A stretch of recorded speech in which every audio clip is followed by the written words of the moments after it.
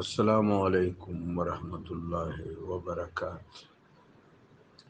اس آیت پر ہم سب غور کرتے ہیں، اس کی طرف توجہ کرتے ہیں، التفات کرتے ہیں، آیت مبارکہ میں حضوری پانے کی کوشش کرتے ہیں اور نیاز حاصل کرنے کی سعی کرتے ہیں رب جلیل کی توفیق رفیق سے۔ قرآن عظیم کی آیات جاری و ساری ہے۔ ایک تو اس نقطہ کو بہت مد نظر رکھنا ہے کہ قرآن اللہ کا کلام ہے، اللہ کی صفات اس ہمیشہ سے ہے جس ہمیشہ کی کوئی حد اور کوئی ابتدا نہیں ہے، اس ہمیشہ تک ہے جس ہمیشہ کی کوئی حد اور کوئی انتہا نہیں ہے، اس بالائی تک ہے، اس رفعت تک ہے جس کی کوئی انتہا نہیں ہے، اور اس تصرف اور غلبہ تک ہے جس کی کوئی انتہا نہیں ہے۔ یہ اللہ کا کلام ہے، جاری و ساری ہے، اس کی برکتیں جاری ہیں، بے بہا ہیں، بے حد ہیں، بے کنار ہیں۔ یہ میرے آقا و مولا صلی اللہ علیہ وآلہ وبارک وسلم کے قلب اطہر و اطیب پر نازل ہوا۔ اس میں جو وعدہ کل ہے وہ آج ہے اور وہ آئندہ بھی ہوگا۔ وَلَوْ أَنَّهُمْ إِذْ ظَلَمُوا أَنفُسَهُمْ، اگر وہ اپنے انفس پر ظلم کرتے تو ایک ہستی ایسی ہے جو ان کے انفس سے زیادہ بھی ان کے قریب ہے۔ النبی اولا بالمؤمنین من انفسہم، اب جنہوں نے انفس پر ظلم کیا وہ کسی اور وجہ سے، کسی اور کی شفاعت سے، خود اپنے کسی عمل سے بھی معاف نہیں ہو سکتے۔ ہاں، جو سب کے انفس سے بھی اولا ہے، جو باعث تخلیق کائنات ہے، وجہ تخلیق کائنات ہے، محبوب ربانی ہے، جاؤک، اے حبیب آپ کے پاس آ جائے، فاستغفر اللہ، اور دربار ذی شان شفاعت مصطفیٰ صلی اللہ علیہ وآلہ وبارک وسلم میں نہایت مؤدب ہو کر اللہ کے حضور استغفار کریں۔ واستغفر لهم الرسول، اور حبیب پاک علیہ السلام بھی ان کی درخواست کو ریکمینڈ کر لیں۔ لوجد اللہ، لام حرف لزوم ہے، لوجد اللہ، تو لازماً اللہ کو پائیں گے، توابا رحیما۔ یہ الواجد اللہ کے ناموں میں سے ایک نام ہے۔ واجد، وجد پیدا کرنے والا، تواجد پیدا کرنے والا، الواجد وجود دینے والا۔ تو اللہ تبارک و تعالی جل شانہ کا رحم وجد میں آ جائے گا، تواب الرحیمہ، اللہ ان پر رحمت کے ساتھ متوجہ ہوگا۔ سبحان اللہ العظیم، اتنی بڑی گنجائش، اتنا بڑا راستہ، اتنا بڑا وسیلہ، اتنی بڑی آسائش،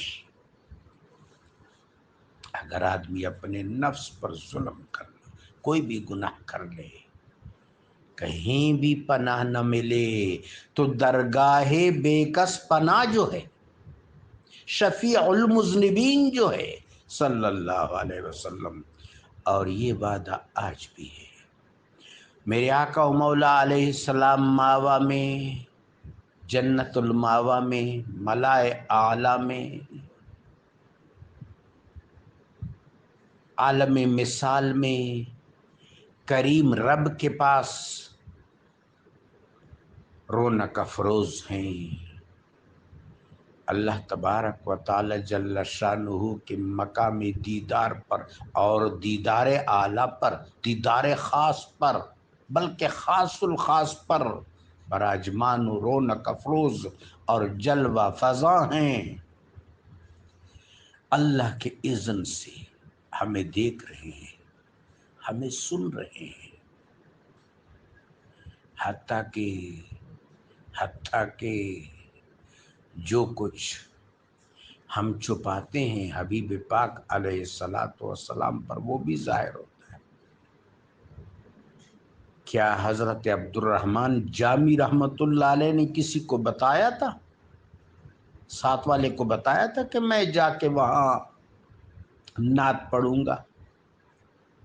میرے آقا و مولا علیہ السلام، یہ واقعہ تو جناب شیخ الحدیث زکریا صاحب نے بھی اپنی کتاب رسالہ درود شریف میں لکھا ہے، اتنا معروف ہے۔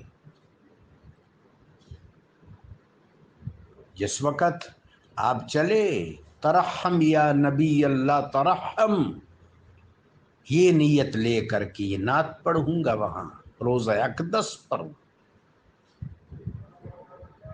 تو میرے آقا علیہ السلام مکہ شریف کے گورنر کے خواب میں آئے، عامل کے خواب میں آئے کہ اس شکل و صورت و ایک ایک امتی کو کس طرح جانتے ہیں۔ چلو وہ تو بڑے اعلیٰ امتی ہیں، حضرت شیخ عبد الرحمن جامی قدس اللہ سرہ العزیز، کیا خاص ہوں کیا عام ہوں، سب کو جانتے ہیں۔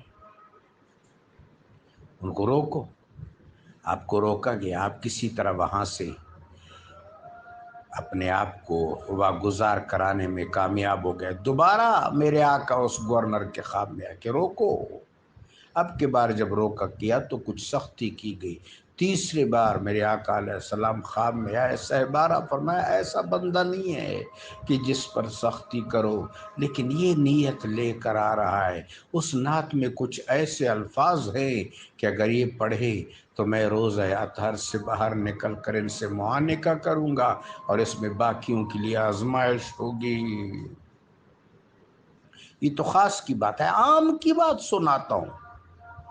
جن پر ظلم ہوا،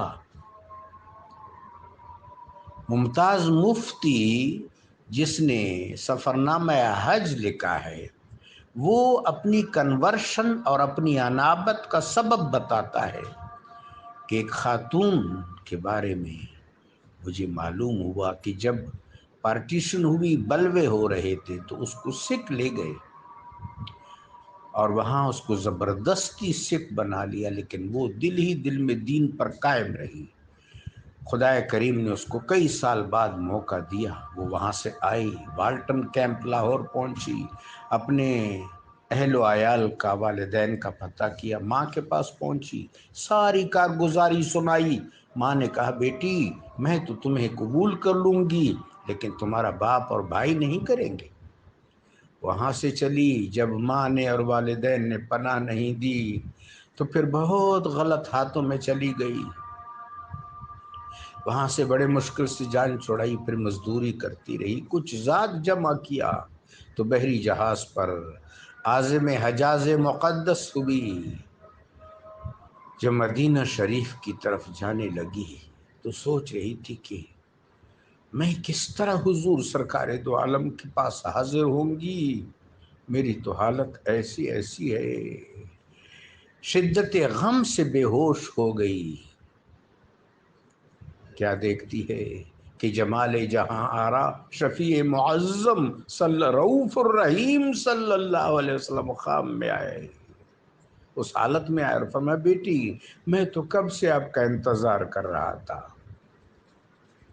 دلش نالد چرا نالد ندانت، نگاہ یا رسول اللہ نگاہ۔ حضرت ربی نے ایک واقعہ لکھا ہے کہ حج کا قافلہ جا رہا تھا، عراق کے قریب پڑاؤ کیا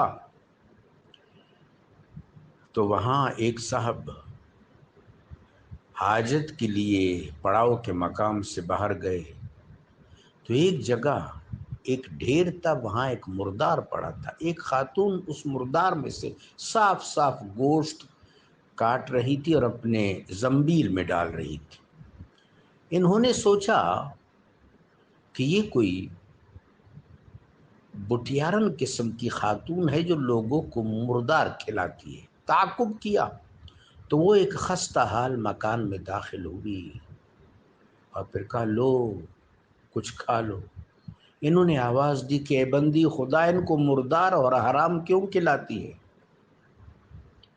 تو اس خاتون نے کہا کہ دیکھو گلی میں کیوں شور مچا رہے ہو، تجسس تو منع ہے، ولا تجسس، اندر آ جاؤ۔ حضرت فرماتے ہیں کہ اس سے مجھے پتہ چلا کہ یہ لوگ تو آداب دین سے واقف ہیں۔ اندر گیا تو انہوں نے کہا دیکھو یہ تینوں بچیاں سیدات ہیں، سیدانیاں ہیں، ان کے والدین دنیا سے رخصت ہو گئے، میں اس خاندان کی خادمہ ہوں، یہ 3 دن سے بھوکی ہیں، تو آج مجھے بہت ترس آیا سو میں نے ایسا کیا۔ 3 دن کے بعد فمن استر غیر باغ ولا عاد فلا اثم علیہ۔ تو حضرت کہتے ہیں میں سیدھا مارکیٹ گیا، اب پہلے امیر قافلہ کے پاس گیا اور ان سے کہا دیکھیے مجھے میرے پیسے لوٹا دیں۔ انہوں نے کہا کہ اب تو حجاز مقدس کچھ منزلوں کے فاصلے پر ہے، پر میں نہیں، مجھے پیسے دے دے۔ بہت انہوں نے حج کے فضائل بتائے، میں نے کہا یہ فضائل آپ لوگوں سے زیادہ مجھے معلوم ہیں۔ جب مصر ہوا میں تو انہوں نے پیسے دے دیے۔ میں بازار گیا، خورد و نوش کا سامان لیا اور وہ ان کو دے دیا، اور جو پیسے تھے وہ بھی دے دیے، اپنے لیے کچھ رکھ لیا، اور قافلے والوں سے کہا کہ جب تم واپس آؤ گے اسی مقام پر تمہارا انتظار کروں گا۔ ان تینوں بچیوں نے مجھے دعا دی۔ بڑی نے کہا اللہ تبارک و تعالیٰ تجھے بے انتہا حجوں، مبرور حجوں کا ثواب عطا فرمائے۔ باقی 2 نے آمین کہا۔ منجلی بچی نے فرمایا ربی جلیل و جمیل، آپ کو اس کا بدل نہایت عمدہ دے دنیا میں اور آخرت دونوں جہانوں میں، جو آپ نے ہمارے حضور ہبہ کیا۔ تیسری بچی نے کہا اللہ قیامت کے دن محشر کی حشر سامانیوں میں آپ کو ہمارے نانا جان کی شفاعت عطا فرمائے۔ خیر میں نکلا، انتظار کرتا رہا، ایام حج ختم ہوئے، قافلہ واپس لوٹا، میرے پاس جو پیسے تھے وہ بھی ختم ہو گئے۔ پھر میں نے مقامی طور پر کچھ محنت مزدوری کی اور گزر بسر کیا۔ قافلہ جب آیا تو اب میں کچھ ملول ہو گیا، اشک بار ہو گیا کہ میں بھی تو حج کے لیے آیا تھا۔ قافلے والے مجھ سے مل رہے تھے، میں ان کو حج کی مبارکباد دے رہا تھا، وہ بھی مجھے مبارکباد دے رہے تھے۔ میں نے کہا میں تو حج پہ نہیں گیا۔ انہوں نے کہا کیا کہہ رہے، ہر جگہ تو ہمارے ساتھ تھے، رمی جمار کے دوران ہمارے ساتھ تھے، مزدلفہ میں ساتھ تھے، وقوف عرفات میں ساتھ تھے۔ اتنے میں ایک میرا ساتھی آگے بڑھا، انہوں نے کہا یہ جس وقت آقا و مولا صلی اللہ علیہ وسلم کو سلام کر کے باب جبریل سے باہر نکل رہے تھے تو آپ نے یہ تھیلا مجھے دیا، یہ اپنا لے لو۔ میں حیران اور ششدر، خیر تھیلا میں نے لیا۔ نماز عشاء کے بعد وظائف کی اور اس تھیلے کو کھولا تو اس میں 3 لاکھ رائج الوقت دینار تھے، 3 لاکھ۔ میں نے ان بچیوں پر صرف 3000 خرچ کیا تھا۔ اسی عجب محویت کے عالم میں، حیرت کے عالم میں مجھے نیند آ گئی۔ خواب میں جمال جہاں آرا صلی اللہ علیہ وسلم تشریف لائے اور کہا کہ ربی اب تمہیں کتنے گواہوں کی ضرورت ہے؟ تمہاری صورت پر اللہ نے ایک فرشتہ متعین فرما دیا ہے جو تیری طرف سے قیامت تک حج کرتا رہے گا، اور یہ جو تمہارے پاس ہے یہ ہماری طرف سے دنیا کا تحفہ ہے، آخرت کا اس کے علاوہ ہے۔ واللہ معطی وانما انا محمد قاسم، اللہم ارزقنا شفاعتہ وحبہ واتباعہ وطاعتہ صلی اللہ علیہ وسلم۔